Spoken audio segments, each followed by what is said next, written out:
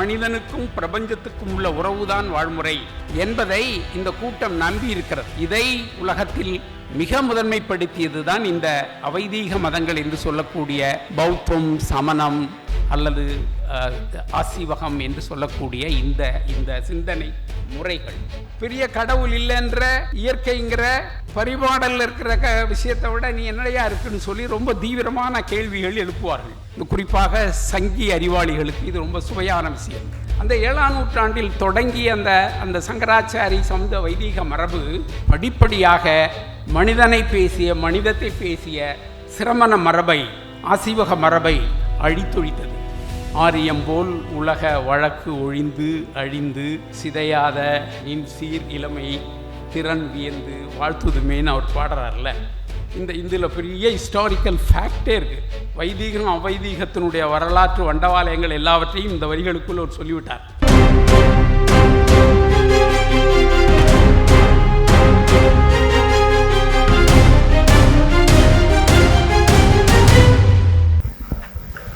மேடையில் இருக்கிற ஐயா நெடுமாறன் அவர்களே மற்றும் உள்ள பேராசிரியர் கருணானந்தம் உள்ளிட்ட எனது அருமை நண்பர்களே, எதிரே இருக்கக்கூடிய பெரியவர்களே, நண்பர்களே, மே 17 இயக்க தோழர்களே,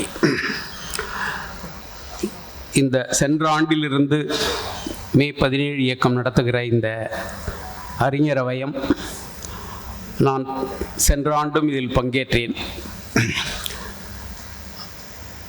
தமிழ் சமூகத்தில் வைதீக எதிர்ப்பு மரபு எப்படியெல்லாம் எந்தெந்த காலத்தில் என்ன வடிவங்களில் உருவாகி வளர்ந்து வந்தது என்பதை பற்றி ஒரு மணி நேரத்திற்கு பேசக்கூடிய ஒரு வாய்ப்பு எனக்கு சென்ற ஆண்டு கிடைத்தது. இந்த ஆண்டு கொஞ்சம் தள்ளி இருக்கட்டும், மைக்கு கிட்ட இருக்கக்கூடாத, இல்லை மைக்குக்கும் நம்ம இதுக்கும் டிஸ்டன்ஸ் இருக்கணும், அப்போ தான் கிளிக் வரும். ஓகே, இதே பொழப்பு தானே எங்களுக்கு. ஆகையினாலே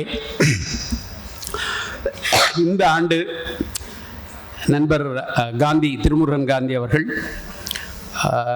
இந்த சமய மரபுகள் தொடர்பான ஒரு அரங்கை அவர் ஏற்பாடு செய்வதாகவும், அந்த சமய மரபுகள் சார்ந்தவற்றில் முதல் சொற்பொழிவாக இந்த சிரமண மதங்கள், அதாவது சமணம், பௌத்தம், ஆசீவகம் போன்ற நாம் இன்றைக்கு தெளிவாக புரிந்து கொள்ளக்கூடிய வகையில் இந்த அவைதீக மதங்கள் என்று சொல்லக்கூடிய அந்த மதங்களை பற்றியும், அதனுடைய தமிழ் சமூகத்தில் அதற்கு எதிராக அல்லது அந்த சமய மரபுகள் எப்படி அழிக்கப்பட்டன, அது தொடர முடியாமல் எப்படியெல்லாம் ஆனது என்பதை பற்றியான ஒரு அவங்களுடைய அழைப்பிதழில் போட்டிருக்கிறதை படி, வைதீகம் என்னும் இந்து பார்ப்பனிய மதம் அதன் மீது ஏற்படுத்திய தாக்கங்கள் அவை குறித்து பேச வேண்டும் என்று என்னிடம் கேட்டுக்கொண்டார். இந்த உரையின் மூலமாக நாம் சில விஷயங்களை தெளிவாக புரிந்து கொள்ள வேண்டும். ஒரு மொழியை பேசக்கூடிய ஒரு மக்கள் கூட்டம், அது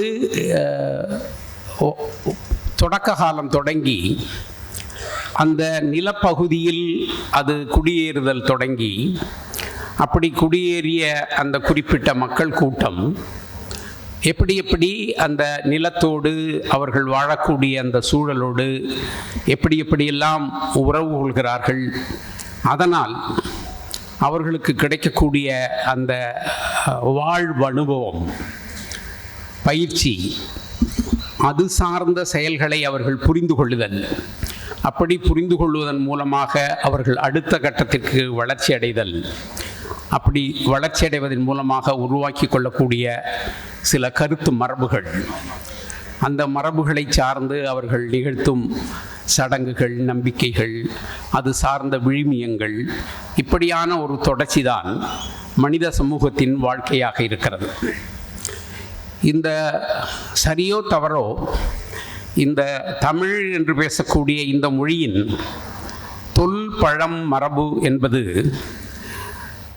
இந்த ஆசிய கண்டத்தை பொறுத்தவரை ஒரு பெரிய நீண்ட நெடிய நிலப்பரப்புக்கு சொந்தமாகவும் அது அவ்வளவு பெரிய நிலப்பகுதியில் அது இருந்ததாகவும் அந்த நிலப்பகுதியிலிருந்து அது கொஞ்சம் கொஞ்சமாக சுருங்கி சிறிய நிலப்பகுதியாக அது மாறியிருப்பதையும் அண்மை காலத்தினுடைய தொல் ஆய்வுகள் உறுதிப்படுத்துகின்றன. அண்மை காலத்தில் உருவாகி வரக்கூடிய ஒரு 3-4 துறைகள் இந்த மொழி பேசக்கூடிய இந்த கூட்டத்தின் தொல் வரலாற்றுக்கான புதிய புதிய தரவுகளை தந்து கொண்டே இருக்கிறது. எடுத்துக்காட்டாக இந்த நிலப்பகுதி எது என்று நீங்கள் தேடினால் அது மேற்கு ஆசிய நிலப்பகுதியிலிருந்து தொடங்கி தக்கான பீடபூமி வழியாக கிழக்கே வங்காள விரிகுடா தொடங்கி மேற்கே அரபிக்கடல் மேற்கு தொடர்ச்சி மலை என்று சொல்லக்கூடிய நிலத்தின் ஊடாக அது இன்றைக்கு நிலமாக இருக்கக்கூடிய யாழ்ப்பாணம் வரை அது நீள்கிறது. இன்னும் சொல்லப்போனால் இந்தியாவினுடைய இந்த தீபகற்பத்தினுடைய நிலப்பகுதியில் கங்கை சமவெளி பகுதி என்று சொல்லக்கூடிய ஒரு பகுதியை நீக்கி எஞ்சியுள்ள அனைத்து பகுதிகளும் இந்த மொழி பேசக்கூடிய இந்த மொழியின் முந்தைய மக்கள் கூட்டம் வாழ்ந்த இடமாக டொஃபோகிராஃபியாக நிலக்கிடக்கையாக அது இருக்கிறது என்பதை அண்மை கால தொல் ஆய்வுகள் மரபணு ஆய்வுகள் தொல்லாய்வுகளில் சிந்து சமவெளியும் அதில் கிடைக்கக்கூடிய அந்த அச்சுப்பதிவுகளும் அந்த அச்சுப்பதிவுகள் என்ற சொல்லை புதிதாக இப்பொழுது பயன்படுத்துகிறார்கள். முன்னாடி அந்த குறியீடுகள் என்று சொல்வார்கள். இப்பொழுது அது அந்த ரப்பர் ஸ்டாம்ப் போல அது செய்யப்பட்டது என்பதனால் அதற்கு ஒரு அச்சுப்பதிவு என்ற பெயர் பயன்படுத்தப்படுகிறது. அந்த அச்சுப்பதிவுகளில் தொடர்பாக அதன் பின் நமக்கு கிடைத்த தொல் எழுத்தியல் வரலாறு தொடர்பாக இன்றைக்கு அண்மை காலப்படி 2700 வரலாற்றுக்கு முந்தைய காலம் 700 வாக்கில் நம்முடைய முன் எழுத்து வடிவம் தமிழி என்று இன்றைக்கு பெயர் கொடுக்கப்பட்டிருக்கிற தமிழ் பிராமி என்ற எழுத்து வடிவத்தினுடைய வரலாறை இந்த கடந்த சில ஆண்டுகளில்தான் கண்டுபிடித்திருக்கிறார்கள். ஐராவத மகாதேவன் போன்றவர்கள் காலத்தில் அது வரலாற்றுக்கு முன் 250-300 என்று சொல்லப்பட்டது. பிறகு கிடைத்த பல்வேறு கல்வெட்டுக்களை சார்ந்து அவை 500-550 என்று சொல்லப்பட்டது. அண்மையில் கிடைத்த கல்வெட்டுக்களை அடிப்படையாக கொண்டு 700 வரலாற்றுக்கு முந்தைய காலம் 750 வரை அதனுடைய நீட்சி தொடர்கிறது என்பதை இந்த தொல் எழுத்தியல் மரபில் இந்த மொழிக்கான பழம் வரலாறு கட்டமைக்கப்படுகிறது. அதை போல நீங்கள் எல்லோரும் அறிந்த இந்த அண்மையில் கண்டறிந்த கனிம வளங்கள் சார்ந்த, குறிப்பாக இரும்பு சார்ந்த, பயன்படுத்தம் சார்ந்த 5350 ஆண்டுகள் என்று மொத்த ஆண்டுகளாக சொல்லப்படுகிற அந்த வரலாறும் இந்த மொழிக்கும் இந்த மொழி சார்ந்த நிலத்திற்கும் சொந்தமாக சொல்லப்படுகிறது.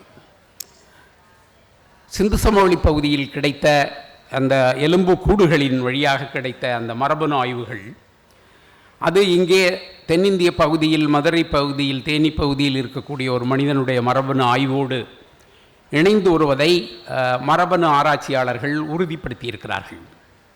இப்படி மொழி சார்ந்தும் எழுத்து சார்ந்தும் மக்களுடைய உடல் அமைப்பு சார்ந்தும் நிலத்தினுடைய தன்மை சார்ந்தும் இந்த நிலத்தில் பாயக்கூடிய நதிகள் சார்ந்தும் அதில் உருவாகக்கூடிய இந்த ஊர் இருக்கை என்று சொல்லக்கூடிய செட்டில்மெண்ட் அது சார்ந்தும் ஒரு பெரிய நீண்ட நிலப்பகுதிக்கு சொந்தக்காரர்களாக இந்த மனித கூட்டம் இருந்திருக்கிறது. நான் இதை இப்படி பார்ப்பது உண்டு. எப்படி இன்றைக்கு இந்த ஆசிய நிலப்பகுதியிலே சீனர்கள் என்று சொல்லக்கூடிய ஒரு உலகிலேயே மிக அதிகமான மக்கள் கூட்டம் இருக்கிறதோ, அதே போல் இன்னொரு பக்கம் இந்த ஜப்பானியர்கள் என்று சொல்லக்கூடிய ஒரு மிகப்பெரிய நிலப்பகுதி கூட்டம் இருக்கிறதோ, அதை போல இந்த தமிழ் பேசக்கூடிய நிலப்பகுதியின் கூட்டம் இந்த மண்ணில் ஏறக்குறைய ஒரு அறியப்பட்ட வரலாற்றில் 5500 ஆண்டுகளாகவும் மற்றும் இந்த கற்கருவிகள், பாறை ஓவியங்கள், இப்படியான வரலாறு சார்ந்த ராபர்ட் ஃப்ரூட் ஃபுஸ்டினுடைய ஆராய்ச்சி மரபு சார்ந்த வரலாற்றில் அது சில லட்சம் ஆண்டுகளாகவும், உயிரினங்கள் ஆப்பிரிக்க பகுதியிலிருந்து குடியேறுகிற பொழுது குடியேறிய ஒரு அலையில் ஒரு பகுதியாகவும், இந்த நீண்ட நெடிய நிலப்பரப்பிற்கான ஒரு நில அமைப்பு குறித்த படம் என்பது இப்பொழுது விரிகிறது. நான் ஏன் இதை சொல்கிறேன் என்று சொன்னால், ஒரு இப்படியான நீண்ட தொல் பழம் மரபுடைய ஒரு மனித கூட்டம் தனக்கென உருவாக்கி கொள்ளக்கூடிய அறிவு மரபு உருவாகும். இந்த எபிஸ்டமாலஜி என்று சொல்லக்கூடிய இந்த அறிவு தோற்ற மரபை நாம் கண்டறிய வேண்டும் என்று சொன்னால், அந்த மரபிற்கான இந்த நீண்ட நெடிய வரலாற்று தொடர்ச்சி முக்கியம். அந்த தொடர்ச்சி சார்ந்து அதற்குள் அவர்கள் இயற்கையோடு கொள்ளக்கூடிய உறவு முக்கியம். அந்த இயற்கையில் நடக்கக்கூடிய நிகழ்ச்சிகளை இந்த மனிதர்கள் எப்படி புரிந்து கொள்கிறார்கள் என்பது முக்கியம். அந்த புரிதல் சார்ந்து அவர்கள் உருவாக்கி கொள்கிற அந்த பெர்செப்சுவல் நாலேஜ் என்று சொல்லக்கூடிய அந்த கருதுகோள் சார்ந்த அனுபவ அறிவு சார்ந்த மனநிலை முக்கியம். அந்த மனநிலையிலிருந்து அவர்கள் கட்டமைத்து கொள்ளக்கூடிய பிற்கால வளர்ச்சி சார்ந்த, மொழி சார்ந்த, இனம் சார்ந்த, வாழ்விடம் சார்ந்த எல்லா விதமான தன்மைகளையும் சார்ந்துதான் அவர்களுடைய அறிவு தோற்ற மரபை நாம் புரிந்து கொள்ள முடியும். அப்படியான புரிதல் ஒரு சீனனுக்கு இருப்பதைப் போல, ஒரு ஜப்பானியனுக்கு இருப்பதைப் போல தமிழனுக்கும் தமிழ் குடிக்கும் இருந்திருக்க வேண்டும். ஆனால் அப்படி இருந்ததாக நாம் இன்றைக்கு கட்டமைக்க முடிகிறதா, நாம் அப்படி பேச முடிகிறதா என்ற ஒரு கேள்வியை எழுப்புகிற பொழுது இந்த அவைதீக சமயங்கள் சார்ந்த சிந்தனை மரபு முக்கியமாக கருதப்படுகிறது. நண்பர்களே, ஒரு முக்கியமான விஷயம் என்னவென்று சொன்னால், இந்த உலகத்தில் வாழக்கூடிய மனிதர்கள் தங்களை சுற்றி இருக்கக்கூடிய இந்த பௌதீக நிகழ்வுகளை, பிரபஞ்ச நிகழ்வுகளை எப்படி எதிர்கொள்கிறார்கள்? அப்படி எதிர்கொள்வதன் மூலமாகத்தான் அவர்களுடைய கருத்து நிலை உருப்பெறுகிறது. நான் சொல்லக்கூடிய இந்த நீண்ட நெடிய நிலப்பரப்பில் இருந்த இந்த கூட்டம் எப்படி எதிர்கொண்டது என்று சொன்னால், அது இயற்கை வாழ்முறை சார்ந்துதான் தன்னுடைய எல்லா நிலைமைகளையும் கட்டமைத்தது. அது அதற்கென வேறு எங்கேயோ எதையும் தேடவில்லை. இதை நீங்கள் நன்கு புரிந்து கொள்ள வேண்டும் என்று சொன்னால், சுமார் ஒரு 1000-1500 ஆண்டுகளுக்கு முன்பு இந்த நிலப்பகுதியின் ஒரு பகுதியில், கங்கை சமவெளி பகுதிகளில் குடியேறிய இன்னொரு இனக்குழு, அந்த இனக்குழு கட்டமைத்துள்ள இந்த கருத்து மரபுகள், அந்த கருத்து மரபுகள் என்னவென்று நீங்கள் புரிந்து கொள்கிற பொழுதுதான் அந்த மரபில் இருந்து இந்த மரபு எப்படி வேறுபட்டதாக இருந்திருக்கிறது என்பதை புரிந்து கொள்ளலாம். அந்த மரபு இயற்கை சார்ந்த மரபில்லை. அந்த மரபு என்பது புரோகிதத்தை, அதாவது இயற்கையில் நிகழக்கூடிய நிகழ்வுகளை எல்லாம், அது மனிதன் தொடர்பானது, மனிதனுக்கு நெருக்கமானது, மனிதன் அதை பயன்படுத்தி கொள்கிறான், மனிதன் அதை வெற்றி கொள்கிறான் என்ற இயற்கை மரபு சார்ந்த பார்வை என்பது இந்த பழம் தமிழ் குடிகளுக்கு இருந்ததைப் போல அந்த குடிகளுக்கு இல்லை. அந்த குடிகள்தான் அவர்கள் ரிஷிகளை கட்டமைக்கிறார்கள், கடவுளை கட்டமைக்கிறார்கள், அது சார்ந்து வேதங்களை கட்டமைக்கிறார்கள், வேதங்களை சார்ந்து பிராமணங்களை, உபநிடதங்களை, புராணங்களை கட்டமைக்கிறார்கள், காவியங்களை கட்டமைக்கிறார்கள். இவற்றிற்கெல்லாம் மூலம் பிரம்மம் என்று சொல்லுகிறார்கள். அந்த பிரம்மத்திலிருந்து தான் எல்லாமே நடக்கிறது என்று எந்த விதமான அடிப்படை தர்க்கம் இல்லாத, பகுத்தறிவு இல்லாத, மனித வாழ்க்கை குறித்த எந்த அடிப்படையான புரிதல் இல்லாத ஒரு கருத்து நிலையை கட்டமைத்து வைத்திருக்கிறார்கள். அந்த கட்டமைப்பு கருத்தை புரிந்து கொள்கிற பொழுதுதான் நான் சொல்லக்கூடிய இந்த கூட்டம் கட்டமைத்திருக்கிற கருத்து நிலை எப்படிப்பட்டது என்பதை நீங்கள் புரிந்து கொள்ள முடியும். அந்த புரிதலுக்கு நமக்கு மூலாதாரமாக அண்மை காலங்களில் கிடைக்கக்கூடியவை இந்த தொல்பொருள் ஆய்வுகள். இந்த தொல்பொருள் ஆய்வுகளில் கிடைக்கக்கூடிய எந்த விதமான பொருளும் ஒரு அவர்கள் சொல்வதைப் போல ஒரு கடவுள், பிரம்மம், வழிபாடு, அது சார்ந்த கருத்து நிலைகளுக்கான ஏதுக்கள், சான்றுகள் இல்லை என்பது நமது தொல்பொருள் ஆய்வுத்துறையினுடைய மிக முக்கியமான கண்டுபிடிப்பு. தொல்பொருள் ஆய்வுத்துறை அது முசிறியில், பட்டினத்தில் செய்யக்கூடிய ஆய்வாக இருந்தாலும் சரி, கீழடி ஆய்வாக இருந்தாலும் சரி, ஆதிச்சநல்லூர் அல்லது அண்மை காலத்தில் செய்யப்பட்டு வருகிற இந்த ஆய்வுகளின் ஊடே நம்முடைய சமூகம் என்பது ஒரு இயற்கை மரபு சார்ந்த வாழ்முறை சார்ந்தது தான் என்பதை இந்த தொல்பொருள் ஆய்வுகள் உறுதிப்படுத்துகின்றன. ஆனால் அதனுடைய தொடர்ச்சி இருக்கிறதா? அப்படி அவர்கள் அந்த தொல் வரம்பில் சொல்லக்கூடியதனுடைய தொடர்ச்சியை நாம் பின்பற்றி இருக்கிறோமா, தொடர்கிறதா என்று நீங்கள் தேடுகிற பொழுது நமக்கு மிகப்பெரிய சான்றாதாரமாக நம்முடைய செவ்வியல் மரபு இருக்கிறது, நம்முடைய செவ்வியல் இலக்கியங்கள் இருக்கின்றன. இந்த செவ்வியல் இலக்கியங்கள் என்று சொல்லக்கூடிய இந்த மரபில் ஆண் பெண் என்று சொல்லக்கூடிய உலகில் வாழக்கூடிய இரு உயிரினங்களின் இயல்பான இணை விளைவுகளும் மறு உற்பத்தியும் அது சார்ந்து தொடரக்கூடிய வாழ்முறையும் தான் அங்கே இருக்கிறது.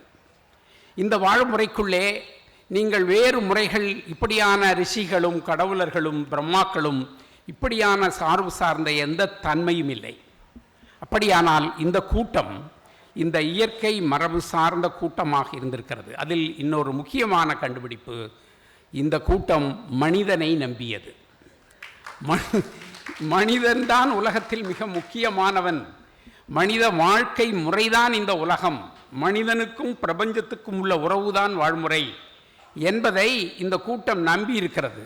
இதை உலகத்தில் மிக முதன்மைப்படுத்தியது தான் இந்த அவைதீக மதங்கள் என்று சொல்லக்கூடிய பௌத்தம், சமணம் அல்லது ஆசீவகம் என்று சொல்லக்கூடிய இந்த சிந்தனை முறைகள். இவற்றையெல்லாம் நாம் பின்னாடி அது மதம் சமயம் என்ற சொற்றாடல்களில் பயன்படுத்தினாலும் கூட இவைகளுடைய தொடக்கம் என்பது ஒரு வகையான சமூக வாழ்க்கையின் நிலைமையை பற்றி வரையறை செய்யக்கூடிய சிந்தனை மரபு. இந்த சிந்தனை மரபு முற்று முழுதாக மனிதனை முதன்மைப்படுத்தியது. பௌத்தனாக இருப்பவன் ஒரு மனிதனை நம்புவன் தான், சமணனாக இருப்பவன் ஒரு மனிதனை பற்றி பேசுவன் தான், ஆசீவகனாக இருந்தாலும் அவன் ஒரு மனிதனை பற்றி பேசுவன் தான். அவன் பிரம்மம் பற்றி, முனிவர் பற்றி, ரிஷிகள் பற்றி, கலியுகம் பற்றி, புராணம் பற்றி அது சார்ந்த அவ்வளவு அந்த பொய் யுரைகள் சார்ந்தவற்றை பேசுபவன் இல்லை. மாறாக வரலாற்றுக்கு முந்தைய காலம் ஒரு 500 தொடக்கம், வரலாற்றுக்கு பிந்திய காலம் ஒரு 200 வரை 700 ஆண்டுகள் இந்த மண்ணின், இந்த நான் சொல்லக்கூடிய இந்த தமிழ் நில மண்ணின் வரலாறு என்பதும், இந்த தமிழ் மண்ணில் அண்டையில் இருந்த அந்த கங்கை சமவெளி பகுதி சார்ந்த ஆரியர்கள் என்று சொல்லக்கூடிய ஒரு மனித கூட்டம் வந்து இருந்ததனுடைய வரலாறும் நம்முடைய அறிவு தோற்ற மரபை புரிந்து கொள்வதற்கு உதவுகிறது.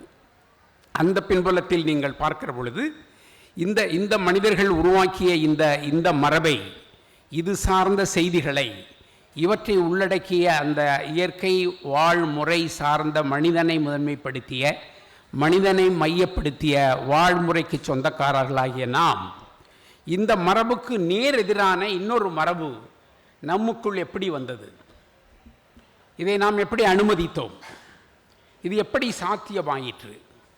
இது இப்போ ஒரு சீனனுக்கு சாத்தியமாகாதது, ஒரு ஜப்பானியனுக்கு சாத்தியமாகாதது, ஒரு தமிழனுக்கு எப்படி சாத்தியமாயிற்று, ஒரு தமிழ் மரபுக்குள்ளது எப்படி வந்தது என்ற வரலாறு தான் நமக்கு மிக முக்கியமான வரலாறாக இருக்கிறது. அதை நீங்கள் தேடுவீர்கள். ஆனால் அதில் தொல்பொருள் ஆய்வுகளில் கிடைக்கக்கூடிய தரவுகளை பற்றி நான் சொன்னேன். நம்முடைய சங்க பிரதிகளில், பாடல்களில் இருக்கக்கூடிய தரவுகள் மிக முக்கியமானவை. நீங்கள் இந்த சங்க பாடல் பிரதிகளை பற்றி படிக்கிற பொழுது ஒரு தெளிவான அணுகுமுறை உங்களுக்கு ரொம்ப முக்கியம். ஒட்டுமொத்தமாக அதை எல்லாவற்றையும் சேர்த்து வைத்துக்கொண்டு ஒரே படித்தாக நீங்கள் அதை வாசிக்கக்கூடாது. அப்படி வாசித்தீர்கள் என்று சொன்னால் அது தப்பாக முடியும். ஏதோ நான் சொன்ன அந்த நீண்ட நெடிய நிலக்கடக்கையில் இருந்த சுமார் ஒரு 483 பேருடைய பாடல்கள் என்ற பெயரில் ஒரு 2381 பாடல்களை தொகுத்து தந்திருக்கிற அந்த 6ஆம் 7ஆம் நூற்றாண்டின் தொகுப்பாளர்கள் அவர்கள் காலத்தில் அவர்கள் எதை செவ்வியல் நெறி என்று கருதினார்களோ அதையெல்லாம் அடிச்சு விட்டாங்க. அப்படி அவர்கள் செய்கிற பொழுது இந்த பரிபாடல், திருமுருகாற்றுப்படையெல்லாம் அதுக்குள் சேர்த்து விட்டார்கள்.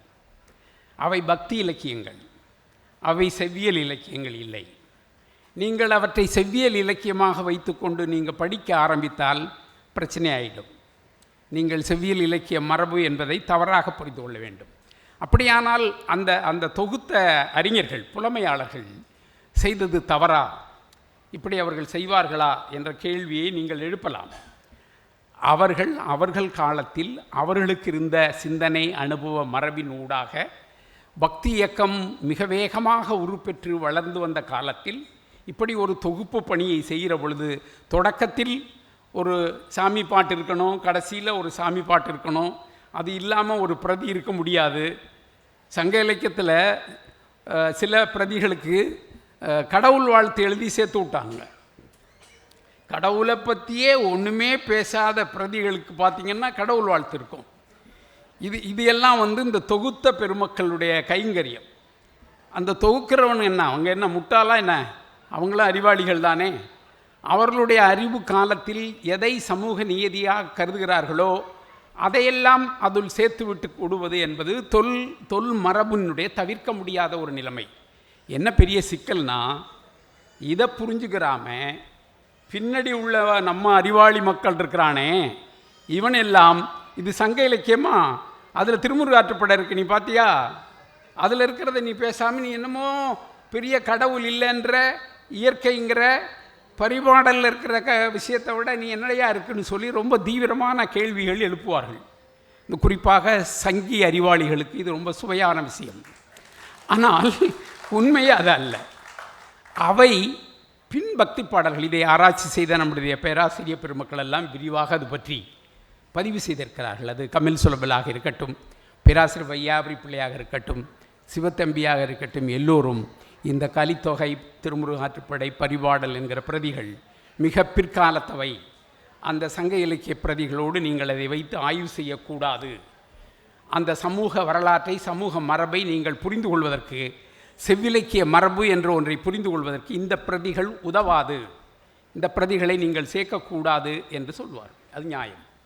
அந்த புரிதலோடு தான் இந்த செவ்விலக்கிய மரபை நீங்கள் புரிந்து கொள்ள வேண்டும். இந்த பிரதிகளை எல்லாம் ஒரு வரலாற்றில் ஒரு 500 ஆண்டுகள், வரலாற்று காலம் 500 ஆண்டுகளுக்கு இந்த பக்கம் கொண்டு வந்து விடுங்கள். நீங்கள் 11ஆம் நூற்றாண்டில் திருமுறைகளை தொகுத்தவர்கள் 11ஆம் திருமுறையில் திருமுருகாற்றுப்படையை சேர்த்து வைத்திருக்கிறார்கள். ரொம்ப நியாயம்தான், மிகச்சரி. அவன் அங்கே சேர்த்தது தான் அதற்குரிய இடம்.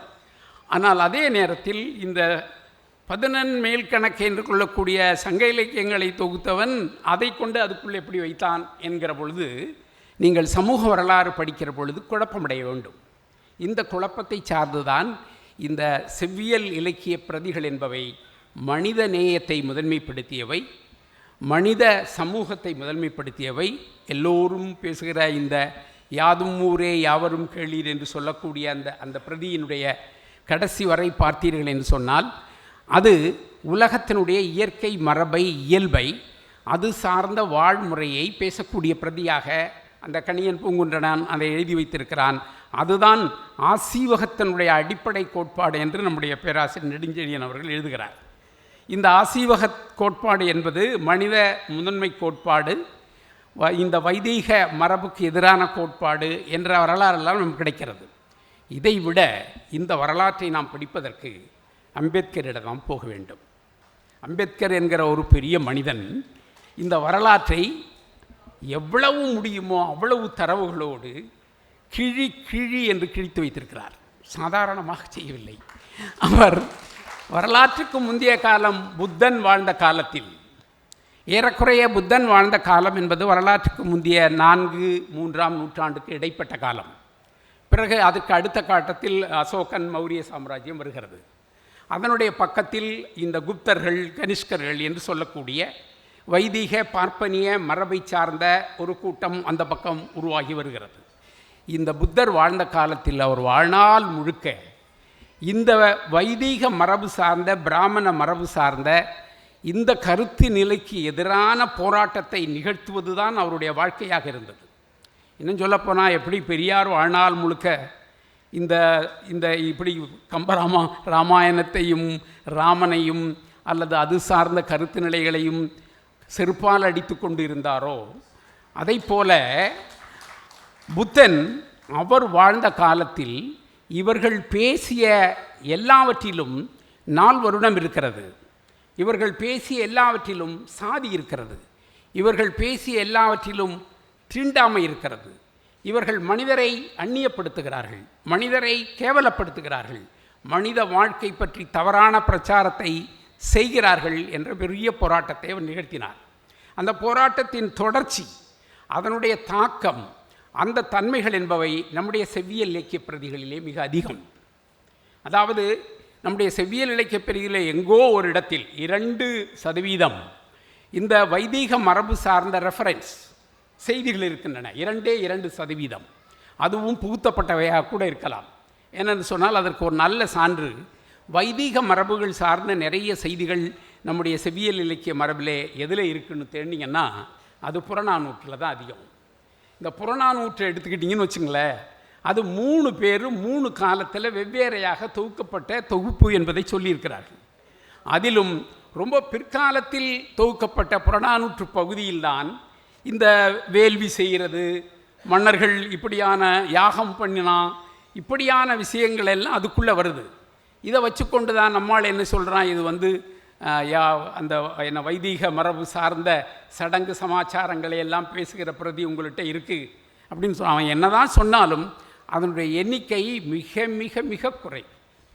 அது சார்ந்த உரையாடல் என்பது நாம் ஒரு ஆய்வு மரபிலே சொல்லப்போனால் அவை புகுத்தப்பட்டவை என்று சொல்ல முடியும். அது ரொம்ப பிற்காலத்தில் கொண்டு வரப்பட்டவை என்று சொல்ல முடியும். ஒரு பிரதி உருவாகிற காலத்தில் அது சார்ந்த சிந்தனை மரபுகள் அந்த பிரதி உருவாக்க சூழலில் இல்லாத பொழுது அந்த பிரதிக்குள் இந்த சூழல் இருந்தால் அது புகுத்தப்பட்டது தான். சமூக வரலாறு தான் முக்கியம். சமூகத்தில் ஒரு செய்தி எப்படி உருவாகி வளர்ந்து வரும் என்ற செய்தி தான் முக்கியமே ஒழிய, மிக மிக பிற்காலத்தில் இருக்கக்கூடிய ஒரு செய்தி அதற்குள் இருக்குது என்றால் அது நுழைக்கப்பட்டது, அது சாத்தியம். அந்த அந்த இலக்கியங்களுக்குள்ளே இப்படியான நுழைத்தல், இலக்கணங்களுக்குள்ளே இப்படியான நுழைத்தல், கதைகள் வழியாக இவற்றை செய்வது, இவைகளெல்லாம் சமூக வரலாற்றில் தவிர்க்க முடியாதவை. ஆனால் நீங்கள் எப்படி அந்த சமூக வரலாற்றை கட்டமைப்பது என்று சொல்கிற பொழுது, அன்றைக்கு இருந்த மனிதன் யார், அவனுடைய நம்பிக்கைகள் என்ன, அவன் எதை ஒரு அறிவு மரபாக கருதினான், அந்த அறிவு மரபு கருதி அவன் எப்படி வாழ்ந்தான், அவன் இயற்கையோடு இணைந்து வாழ்ந்தான், அவன் பிரம்மத்தை நம்பவில்லை, மனிதத்தை நம்பினான், மனிதனுடைய ஆசையே துன்பங்களுக்கெல்லாம் காரணம் என்று சொன்னான், மனித அன்பும் மனித உயிர் கொலையும், கொலை செய்வதும் கொடுமையானது என்று அவன் நம்பினான், அன்பு பாட்டினான், மனிதத்தை கண்டு தேடினான், மனிதத்தை உருவாக்க வேண்டும் என்று ஆசைப்பட்டான். அதுதான் வைதீகம். அப்போ அந்த மரபுக்குள்ள இவன் யாகம் வேள்வி செய்கிற மரபு உள்ளுக்கு கொண்டாந்து வச்சிருக்கான்னா இவன் உள்ளுக்கு நுழைத்தினதுன்னு அர்த்தம். அப்படி இல்லாவிட்டால் ஒரு சமகாலத்தில் பக்கத்தில் இருக்கக்கூடிய சில செய்திகள் இதற்குள் இடம்பெறும் என்பதும் தவிர்க்க முடியாது. ஆனால் பெரும்பகுதியான பிரதி பேசுவது நமக்கு மனிதனை முதன்மைப்படுத்தி, இயற்கையை முதன்மைப்படுத்தி. இதிலிருந்து நீங்கள் ஒன்றை புரிந்து கொள்ளலாம், இந்த அறிவு தோற்றவியல் மரபு என்பது ஒரு மனிதனை முதன்மைப்படுத்திய மரபு. அந்த மரபு சங்க இலக்கிய பிரதிகளில் பேசப்படுகிற மரபு. இப்படி பேசப்படுகிற இந்த மரபின் தொடர்ச்சி வரலாற்றில் நமக்கு சிலப்பதிகாரம் எழுதப்படுகிற காலத்திற்கு முன்பு வரை இருந்தது. இந்த காலங்களை பற்றி சொல்கிற பொழுது நூற்றாண்டுகள் அப்படியான வரையறைகள் என்பது கடினமானது. மாறாக ஒரு பிரதிக்குள் இருக்கக்கூடிய சமூக வரலாற்றை கண்டறிந்து அந்த சமூக வரலாற்றின் முன் நிலைமைகள் என்ன, அந்த நிலைமைகளை நாம் எப்படி புரிந்து கொள்வது, அப்படியான வரையறையை தான். எடுத்துக்காட்டாக ஒரு அரசு உருவாக்கம், ஃபார்மேஷன் ஆஃப் ஸ்டேட், அது எப்போ வரும், அப்போ அது எந்த கட்டத்தில் இருக்கும், அப்படி உருவாகிற அந்த ஸ்டேட்டினுடைய கருத்தாக்கங்கள், பதிவுகள் இந்த பிரதிகளில் எங்கே இருக்கிறது. அப்படியானால் அது சமூக வரலாற்றில் ஒரு நீண்ட நெடிய பழங்குடி மனிதன், ஒரு வேட்டையாடி தனக்கான பொருள்களை உருவாக்கி கொண்டவன், பிறகு ஒரு இடத்தில் தங்கி செட்டில் ஆகி அதனுடைய உற்பத்தியை உருவாக்கி கொண்டவன், அதன் வளர்ச்சியாக வந்த சிறு சிறு குழுக்கள், அந்த குழுக்கள் சார்ந்த சிற்றரசுகள், அதனுடைய வளர்ச்சி, அதற்கு முன் வந்த பேரரசு என்ற இந்த சமூக வரலாற்று ஃபார்மேஷன் ஆஃப் ஸ்டேட் என்று சொல்லக்கூடிய அரசு உருவாக்க மரபு சமூக வரலாறு. இந்த வரலாற்றை நீங்கள் இந்த பிரதிகளுக்குள் தேடி கண்டுபிடித்து தான் வரலாறு எழுத வேண்டுமே ஒழிய, நீங்கள் சில நூற்றாண்டுகளை தீர்மானித்து விட்டு இந்த நூற்றாண்டுகள் இது, இந்த நூற்றாண்டுகள் இது என்று செய்வது என்பது வரலாற்று ஆய்வு அல்ல.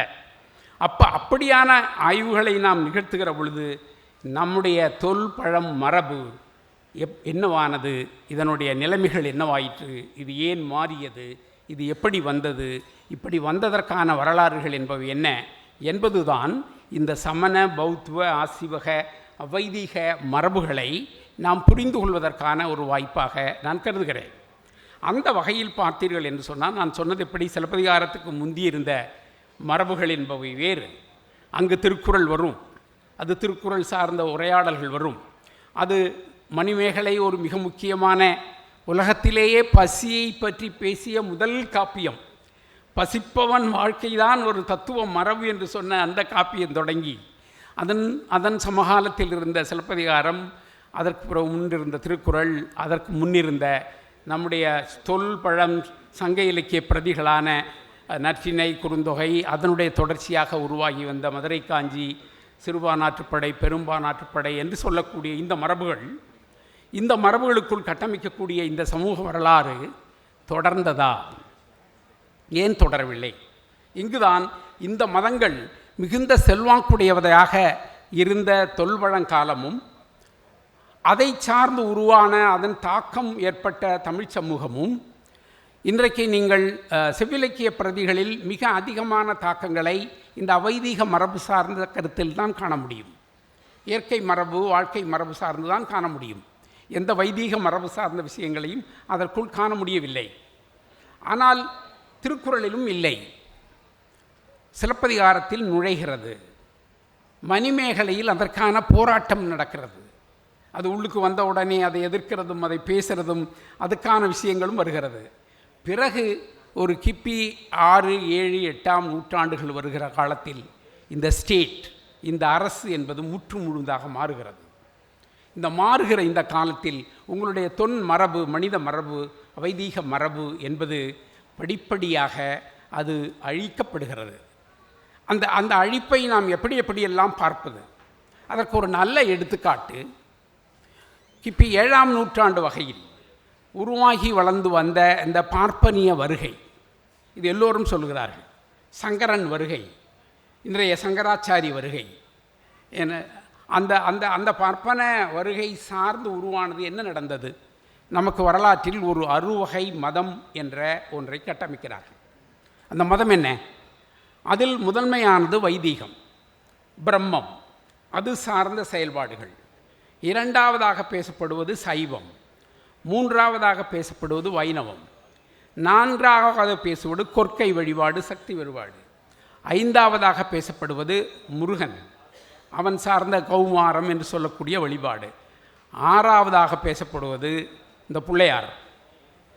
இந்த பிள்ளையார் எங்கிருந்து யார் நுழைஞ்சான்?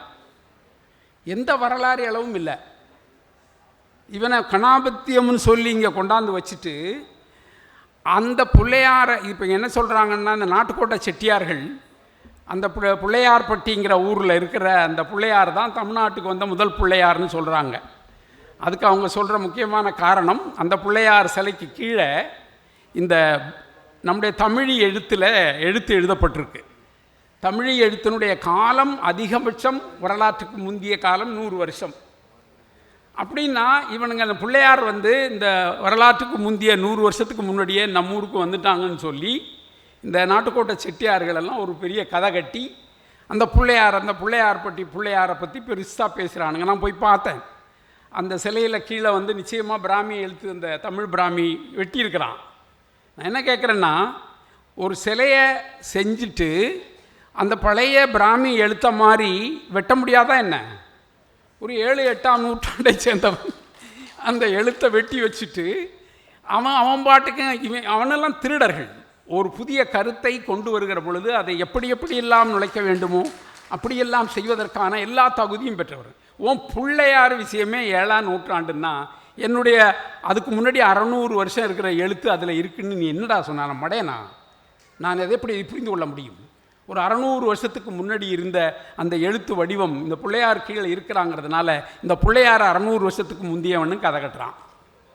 அதுக்கான வேறு எந்த தரவுகளும் இல்லை. நீ அப்படி சொல்கிறியா? வேறு என்ன தரவு இருக்குது? ஏதுன்னு சொன்ன அந்த பிள்ளையார் ஒரு மிகப்பெரிய விஷயம். அது நம்ம பயலுக எது எழுதினாலும் பிள்ளையார் சொல்லி போடுறான். இன்றைக்கி அதெல்லாம் கொஞ்சம் மாறி போயிடுச்சுன்னு நினைக்கிறேன். ஆனால் முன்னாடி எவன் எழுத படிக்க தெரிஞ்சவன்னு ஒருத்தன் வந்துட்டான்னு சொன்னால் அந்த பேப்பரை எடுத்து எழுத ஆரம்பிச்சேன்னா ஒரு ஊனா போட்டுறான். What nonsense! இது என்ன கேவலண்டா அது? இதுக்குள்ளே எப்படி இந்த ஊனா போட்டான்? இந்த ஊனாவை கொண்டாந்து எப்படி எவன் நுழைத்தனான்? இந்த ஊனாவை நுழைத்தி தமிழ்நாடு முழுக்க பிள்ளையார் இல்லாத ஊரே இல்லை. அவ்வளோ குளம், அவ்வளோ ஆற்றுக்கரை, அந்த ஊரில் இருக்கக்கூடிய அந்த கோயில், இது எல்லாத்துக்குள்ளேயும் கொண்டாந்து அவனை நுழைத்திட்டான். அவனுடைய வரலாறு தேடுறப்போ ஒரே அளவையும் காணும்.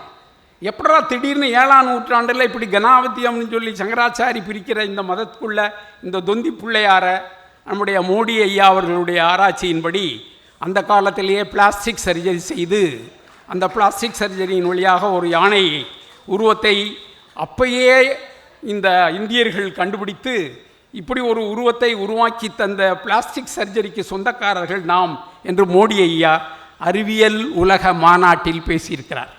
அது வந்து இல்லை. இந்த பிள்ளையாரை கட்டி எழுதக்கூடியதிலிருந்து இந்த விஷம், இந்த கேவலம் நம்முடைய மரபில் உள்வருகிறது.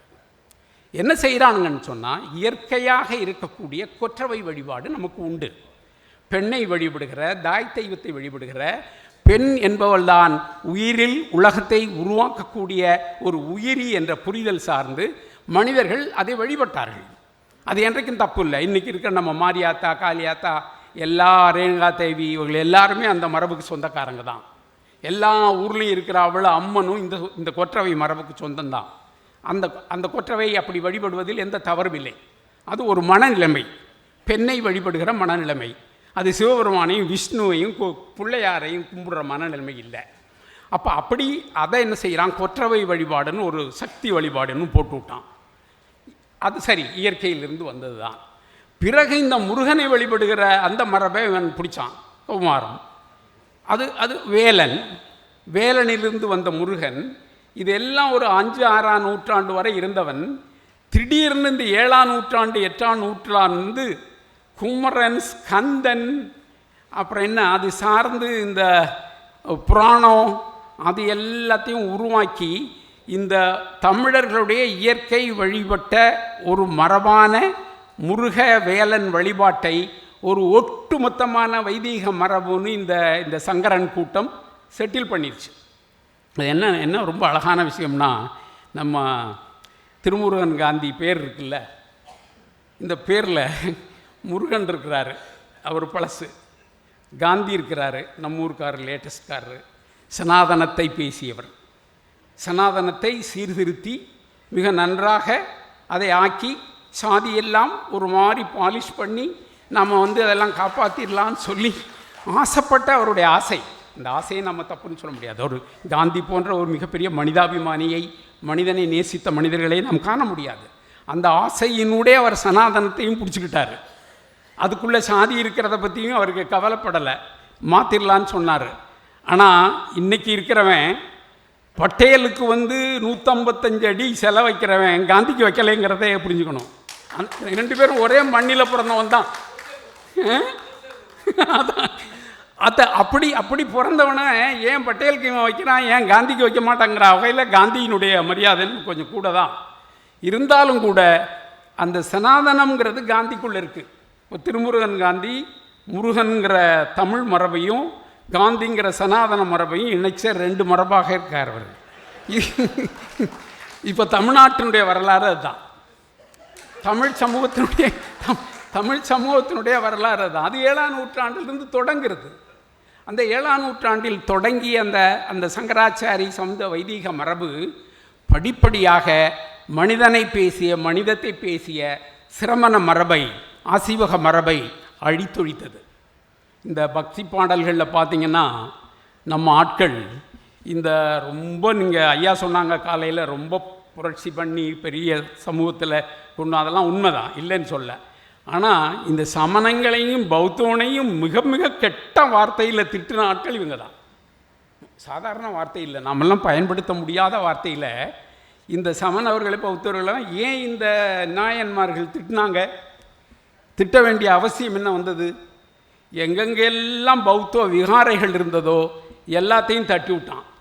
இப்போ மசூதியை தட்டுறானுங்களே, அது மாதிரி அப்போ வந்து அவ்வளோதையும் தட்டி விட்டு அந்தந்த இடங்களிலெல்லாம் வேறொரு மரபை இவர்கள் உருவாக்கி இந்த 6 மரபில் கொற்றவை ஓகே ஏற்றுக்கலாம், முருகன் மாற்றினாலும் கூட ஏற்றுக்கலாம். அது மாதிரி சைவம், இந்த சைவத்தில் நிறைய பிரச்சனை உண்டு. நம்ம நண்பர் நம்முடைய ஆறுமுகத்தமிழன் பின்னே இருக்கிறார். இந்த மரபுகள் இந்த ஆராய்ச்சியிலெல்லாம் ரொம்ப ஆழங்கால் பட்டவர். நான் கேட்டேன், இந்த சைவத்துக்கு முன் வரலாறு ஒன்றும் காணுமே என்ன தமிழன்னு கேட்டேன். ஆமாம் அது சிக்கலாக தான் இருக்குது அப்படின்னு சொன்னார். என்ன சைவம், இந்த சைவம் எப்படி உள்ளுக்கு வந்து பூந்தது? இந்த சைவத்துக்கான முன் இப்போ நீங்கள் திருமாலை பற்றி பேசணும்னா, வைணவனை பற்றி பேசணும்னா சங்க இலக்கியத்தில் எக்கச்சக்கமான ரெஃபரன்ஸ். மால், அந்த மாலினுடைய வடிவம் திருமால். அப்போ அது ஒரு பிரிவாக கொண்டு வந்தால் சரி. ஆனால் இந்த சைவனை எப்படி ஒரு குருவாங்க கொண்டு வந்து சேர்த்தான், இதுக்குள்ளே எப்படி வந்தான், இந்த சைவ ஆதிக்கம் எப்படி உருவாகியது? ஒரு நல்ல விஷயம், நம்முடைய தமிழ் மரபில் சைவம் என்ற கருத்து நிலை உருவாகி வளர்ந்து வந்த வரலாற்றில் ஒரு மிக முக்கியமான பங்களிப்பு உண்டு, புலமைத்துவ பண்பு உண்டு. அது சங்க இலக்கிய பாடல்கள் மரபிலிருந்து உருவாகி அது பக்தி இலக்கிய காலங்களில் அது ஒரு மிகப்பெரிய செல்வாக்காக வந்து அது பின்னாடி பல்வேறு கட்டமைப்புகளை செய்து மெய்கண்ட சாத்திரங்கள் என்ற மரபுகளை உருவாக்கி, சிவஞான போதம் என்ற மரபை உருவாக்கி, திருமூலர் போன்றவர்களை உருவாக்கி அது சார்ந்து வந்த வளர்ச்சி வரலாறு, அதற்குள் உருவான முக்கியமான தமிழ் பெருமக்கள், மறைமலையடிகள், திருவிக்கா, இப்படியான மரபு, இது சார்ந்த ஒரு வரலாறு அதற்குள் உண்டு. அது தமிழ் வளர்ச்சிக்கும் சங்க இலக்கியத்தையே படிக்கக்கூடாதுன்னு 18ஆம் நூற்றாண்டில் ஒரு சைவன் சொன்னான், இலக்கண கொத்து எழுதினவன். ஆனால் 19ஆம் நூற்றாண்டில் சங்க இலக்கியத்தான் படிக்கணும்னு சொன்னான் செய்வான். இதுவும் நல்ல விஷயம். 20ஆம் நூற்றாண்டு தொடக்கத்தில் பெரிய சைவ சித்தாந்த மகா சபைன்னு ஒன்று தொடங்கி 38ல் சங்க இலக்கியத்துக்கு ஒரு மிகப்பெரிய பதிப்பை, ஆழமான பதிப்பை அந்த சமாஜம்தான் வையாபுரி புலி மூலமாக கொண்டு வந்துச்சு. அந்த வரலாறு அதுக்குள்ளே இருக்குது. ஆனால் இப்படி இந்த அறுவகை மதத்திற்குள் உருவான இந்த கணபதியும் அந்த போல சிவனும் நமக்கு புதிது. இதையெல்லாம் இவர்கள் எங்கு கொண்டு சேர்க்கிறார்கள்? அவர்களுடைய பிரம்மத்தோடு கொண்டு சேர்க்கிறார்கள். இந்த பிரம்மம் தான் வைதீகம். அந்த பிரம்ம மரபு சார்ந்த உரையாடலாக மாற்றுகிறார்கள். இந்த அறுவகை மரபுகளையும் ஒன்றாக இணைத்து காலப்போக்கிலே அவர்கள் இந்து மதம், இந்துத்துவா என்ற இந்த கட்டமைப்பை செய்கிறார்கள். இது இப்படி செய்வதில் நமக்கு என்ன நிகழ்ந்தது? நம்முடைய சமூக வரலாற்றில் மிக பிரம்மாண்டமான கோயில்கள் உருவாக்கப்பட்டன. நமக்கு இருந்த மிகச் செல்வாக்கான அறிவு மரபு சார்ந்து, கட்டிடக்கலை புலமைத்துவம் சார்ந்து நமக்கு அந்த கோயில்கள் கட்டப்பட்டன. நமக்கு இருந்த பாணர் மரபு வழி, புலவர் மரபு வழி உருவான செவ்விலக்கிய இசை மரபு நமக்கு உருவாகியிருந்தது. இந்த மரபுகள் எல்லாவற்றையும் இணைத்து இந்த சங்கரன் காலத்துக்கு பிறகு இந்த மன்னர்கள் எல்லோரும் சங்கரன் காலடியில் சரணானதால் எல்லா பயலும் அவ்வளோ ராஜாக்களும் பிற்கால பல்லவம் பூரா சங்கராச்சாரி காலில் விழுந்துட்டான். இப்போ போய் விழுகுறானுங்கள, அது மாதிரி இப்போயும் விழுந்துக்கிட்டு இருக்கானுங்கல்ல பெரிய பெரிய ஆட்கள் எல்லாம். இதை அப்போ 7ஆம் நூற்றாண்டிலே தொடங்கிட்டானுங்க. அப்போது 9ஆம் நூற்றாண்டு 10, 11 பிற்கால சோழர் இருக்கான்ல, அவனை என்ன சொல்கிறது, இவனுங்க முன்னாடி சரண்டர் ஆனான். அப்போ இவனுடைய சரண்டர் ஆனதன் விளைவாக நம்முடைய சிரவண தொல் மரபு, மனித மரபு தூக்கி எறியப்பட்டது. அது எங்கே தூக்கி எறியப்பட்டது? மேல் மட்டத்தில் தான், அடிமட்டத்து மக்களிடம் இல்லை. அதை நீங்கள் புரிந்து கொள்ள வேண்டும். நம்ம என்னமோ தூக்கி எறிஞ்ச உடனே நம்ம மரபு, நம்முடைய தொடர்ச்சியெல்லாம் போயிட்டுன்னு நம்ம கவலைப்பட வேண்டிய அவசியம் இல்லை. இது ஒரு ஸ்டேட், ஒரு ராஜா, அவனை சுற்றி இருக்கவன், அவனை சார்ந்து இருக்கிறவன், அவன் மத்தியில் இந்த பண்பாடு, இந்த வரலாறு என்பது மிகுந்த செல்வாக்குடையதாக மாறியது. நம்முடைய பண்பாட்டு மரபில் அவர்களுடைய ஆதிக்கம் என்பது மிகப்பெரிய ஆதிக்கமாக உருவாகி வளர்ந்து ஏறக்குறைய 9ஆம் நூற்றாண்டு தொடங்கி 19ஆம் நூற்றாண்டு இடைக்காலம் வரை ஒரு 1000 ஆண்டுகள் உங்களுடைய நான் முன்னாடி சொன்ன அந்த மனித மரபு, இயற்கை மரபு, வாழ்முறை எல்லாம் போயிற்று. இது பற்றிய பேச்சு இல்லை. கொஞ்சம் கொஞ்சம் பேச்சு நடுப்பற வந்தது. என்ன வந்தது? தொகுக்கிறவன், இந்த பிரதிகளை தொகுக்கிறவன் தொகுத்தான் 7ஆம் 8ஆம் நூற்றாண்டில். ஆனால் அதுக்குள்ளே இந்த கடவுள் பாட்டெல்லாம் சேர்த்து விட்டான். ஒரு 9ஆம் நூற்றாண்டுலேருந்து 16ஆம் நூற்றாண்டு வரை உரை எழுதினானுங்க. இந்த உரை எழுதுகிறப்ப இந்த நச்சினார்க்கினியன், பரிமேலகன் போன்றவனெல்லாம் பூந்து இவனோட காலத்தில் இருந்த வைதிகத்தை அதுக்குள்ளே சேர்த்து விட்டானுங்க. சமயம் முடியுமா? திருக்குறளை இந்த பரிமேலழகன் உரை எழுதின லட்சகம் 20ஆம் நூற்றாண்டில் என்ன கதியாச்சு தெரியுமா? திராவிட இயக்கத்தை சார்ந்த ஒரு 20க்கு மேற்பட்டவங்க உரை எழுத வேண்டிய அவசியம் வந்துருச்சு. இந்த புலவர் குழந்தை தொடங்கி நெடுஞ்செழியன் வரை திருக்குறளுக்கு உரை எழுத ஆரம்பிச்சிட்டாங்க. என்ன தெரியுமா? கோபம் வந்து இந்த பரிமேலழகன் எழுதி வச்சிருக்கிற கொடுமையை நான் எப்படிலாம் எதிர்கொள்வது என்பதில் வந்த இந்த திராவிட இயக்க புலவர் குழந்தை அப்படியானவர் இல்லை. அவர் ஒரு தேசிய கருத்து நிலை சார்ந்தவன் தான். ஆனால் தமிழன் என்று சொல்லடா, தனியே அவருக்கு ஒரு குணம் உண்டுடான்லாம் பாடின அந்தாள் இந்த திருவள்ளுவர் திடுக்கிடுவார் அப்படின்னு ஒரு புத்தகம் எழுதியிருக்கார். அவர் அந்த புத்தகத்தில் இருந்த பரிமேலழகனுடைய திருட்டு வேலைகள் அனைத்தையும் எக்ஸ்போஸ் பண்ணியிருக்காரு. அப்போ இந்த மாதிரி பரிமேலழகங்கள் நச்சினார்க்கணியன்கள் என்ற அறிவு, நச்சினார்க்கணியன் பரிமேலழகன்லாம் தே ஆர் ரியல் இன்டலெக்சுவல். அதை நீங்கள் குறைச்சி மதிப்பிடக்கூடாது. அவன் சமஸ்கிருத மரபிலும் தமிழ் மரபிலும் மிகுந்த புலமை உடையவர்கள். அவர்கள் சாதாரண ஆள் இல்லை. ஆனால் அந்த புலமையை எங்கே கொண்ட காட்டுறான்னா, இந்த மனித மரபு வந்ததை வைதீக மரபாக கட்டமைக்கிற வேலையை செஞ்சான். அது அப்படியே தொடர்ந்தது. அதில் சில சைவர்கள் பின்பற்றினாங்க. அந்த மரபு 19ஆம் நூற்றாண்டில் உடைக்கப்படுகிறது. அதில் மனோன்மணியம் சுந்தரம் பிள்ளைக்கு அவர்களுக்கு முக்கியமான பங்கு இருக்கிறது. அந்த அவருடைய அறிவு சார்ந்த மரபில்தான் அவருடைய நீங்களெல்லாம் இந்த பாடுகிற கடவுள் வாழ்த்து பாடில் ஆரியம்போல் உலக வழக்கு ஒழிந்து அழிந்து சிதையாத நின் சீர் இளமை திறன் வியந்து வாழ்த்துதுமேன்னு அவர் பாடுறார்ல. இதில் பெரிய ஹிஸ்டாரிக்கல் ஃபேக்டே இருக்குது. வைதீகம் அவைதீகத்தினுடைய வரலாற்று வண்டவாலயங்கள் எல்லாவற்றையும் இந்த வரிகளுக்குள் அவர் சொல்லிவிட்டார். இந்த 9ஆம் நூற்றாண்டில் சமஸ்கிருத மொழி இறந்து போனது என்பது இயல்பான வரலாறு. தமிழ் ஏன் தொடர்கிறது என்பதும் இயல்பான வரலாறு. என்ன பெரிய கொடுமைன்னா, இதை ஒரு மார்ச் 11ஆம் தேதின்ற 1972 கலைஞர் நம்முடைய என்ன சொல்கிறது தமிழ்த்தாய் வாழ்த்து பாடலாக கட்டமைத்த வரலாறு ரொம்ப ரொம்ப முக்கியமானது. இந்தியாவிலேயே முதல் மாநிலமாக தமிழ்த்தாய் வாழ்த்தை கட்டமைத்தது தமிழ்நாடு தான். அதனால் இப்படி கட்டமைத்த அந்த பாட்டுக்குள்ளே நான் சொன்ன பாருங்கள், கொஞ்ச நாளைக்கு முன்னே உள்ள வரி அதை கத்திரிக்கோள் போட்டாங்க. They are edited. ஏன் எடிட் பண்ணீங்க? எடிட் பண்ணுறதுனுடைய வரலாறு என்ன?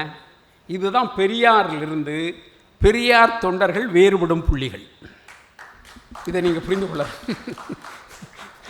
பெரியாருக்கு அந்த உரிமை கிடைச்சிருந்ததுன்னா கண்டிப்பாக அந்த வரியை வெட்டியிருக்க மாட்டார். நாம் பாருங்கள், தேசியத்துக்குள்ளே கலக்க வேண்டாமா? நேஷனல் ஃபெடரேஷனுக்குள்ளே நம்ம இருக்க வேண்டாமா? இந்த ஃபெடரேஷனுக்குள்ளே இருக்கிறதுனால இந்தின்னு பூதத்தை கிளப்புறான், பணம் கொடுக்க மாட்டேங்கிறான், என்னென்னமோ செய்கிறான், அதை விடுங்க.